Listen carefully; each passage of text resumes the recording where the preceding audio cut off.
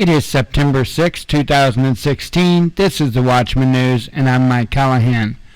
Well, it would be seem that there is a victory today, even if it is a tiny one. In a sense, I guess it's more than a tiny one. This is actually probably the worst charge against Peter Santilli.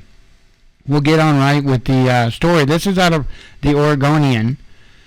Feds dismiss federal conspiracy charge against Oregon standoff defendant Pete Santilli on eve of trial. And it reads, on the eve of trial, federal prosecutors in Oregon have dropped the federal conspiracy indictment against Peter Santilli, a self-described independent broadcaster who was present in Harney County during the 41-day occupation of the Malheur National Wildlife Refuge.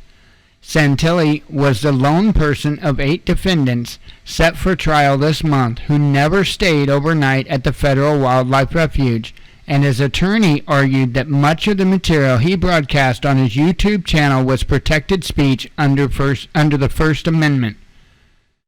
In a motion filed late Tuesday afternoon, federal prosecutions urged the court to dismiss the indictment against Santilli. They cited U.S. District Judge Anna J. Brown's ruling last week that limited the evidence that the government could present against Santilli.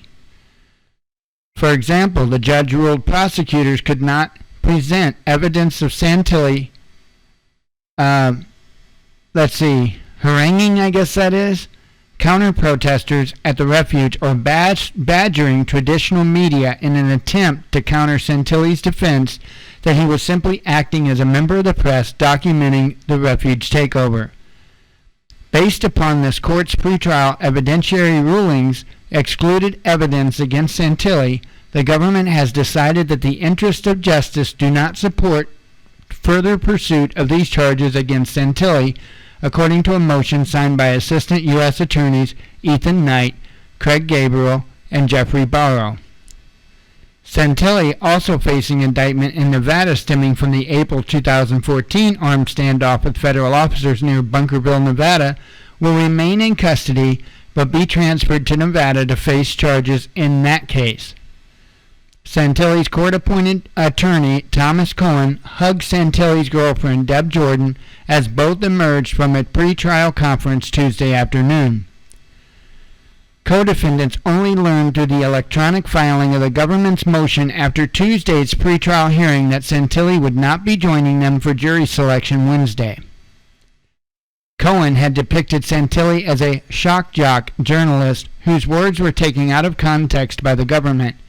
He had argued that Santilli isn't violent and that he's being punished for his First Amendment right to free speech and his bravado. He faces more serious charges in Nevada, where he faces a 16-count indictment accused of conspiring to assault federal officers, threaten officers, obstruct justice, extort officers, and use and brandish a firearm in relation to a crime of violence stemming from the armed standoff outside the Bundy Ranch near Bunkerville, Nevada. The government alleges Santilli recruited gunmen to the ranch, helped lead an assault on the U.S. Bureau of Land Management officers trying to round up cattle on federal land, conducted reconnaissance of hotels where federal officers were staying, and delivered an ultimatum to the Land Bureau's agent in charge to leave the impound site. I'll put a link to this story, by the way, in the description tab. The thing I find interesting about this is Pete had pointed out that at no time, whether it be at Malheur or whether it be at Bunkerville, was he in possession of a firearm. He has pointed that out, that he's not been in possession of a firearm. But here's the thing. A lot of these charges that they're claiming sound like reporting to me, sound like journalism. Okay, if you're a journalist and you hear that there's a bunch of federal agents or something like that there, you're going to go look for them, right? Let's see here. I don't think he was conspiring to assault federal officers.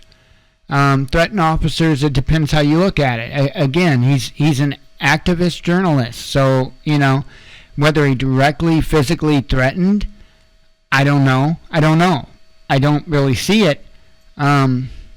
I mean, a lot of that stuff could be really, if you just use the blanket laws as they are, it could be construed as threats. And it's sad, unfortunately. Obstructing justice, see, again, that's where, the activism and journalism come together. Extort officers, I don't know how he would have done that. Again, I'm unaware at any time he ever had a firearm there. And I don't know. It just seems like they're doing everything else that they can to trump up charges against him. That's what it seems like. So, don't know. But it is at least a good step. Now, Minto just shared a tweet my way. This is from Maxine Bernstein. And it says, "The United States of America by Billy J. Williams, United States Attorney for District of Oregon, to Ethan D. Knight, Jeffrey A. Burrell, and Craig J. Gabriel, Assistant United States Attorneys pursuant to Federal Rules of Criminal Procedure Rule 48A, respectfully seeks leave of the court to dismiss without prejudice the indictment and superseding indictment in the above captioned case as to defendant Peter Santilli." So, very interesting. Like I say, it's a positive step. I have to say that. We'll see how things unfold from there.